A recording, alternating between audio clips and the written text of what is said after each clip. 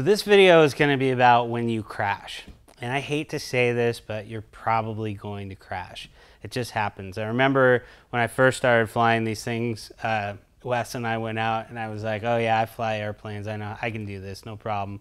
And I took it up and I mean, it was just chaos. He was laughing and I'm like, oh my God, I had no idea what was going on. The thing was going all over the place and it was snowing and flew it out and it landed in this big field and crashed, and he was laughing and I was like, oh no, I just wrecked my first quad. That sucks. So, you know, it just happens. I didn't practice with a simulator.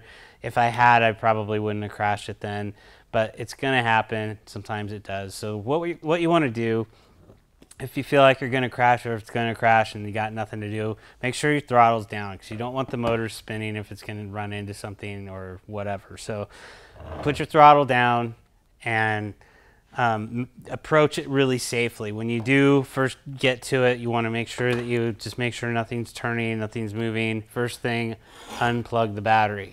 So get that connection undone. That makes it completely safe. And then you can just assess what happened to it when you crash. Usually the first thing that will go is a prop.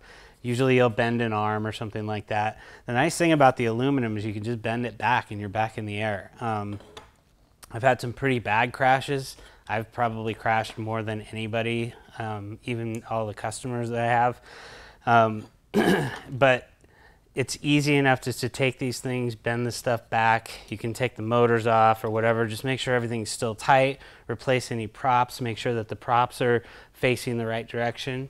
Another thing that'll happen is the wires. If it hits real hard, somehow these things tend to come undone.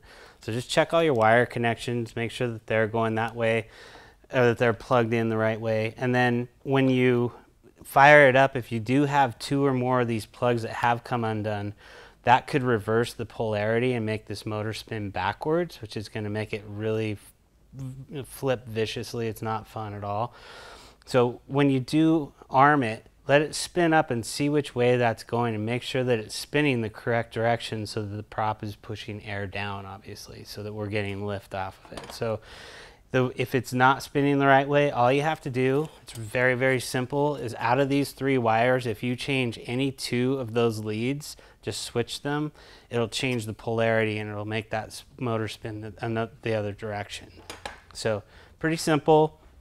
And then, yeah, I mean, I'll be showing you about the electronics and the ESCs and how, you know, how this stuff works. And so there's going to be a pretty good guide on how to put it back together if you do crash it.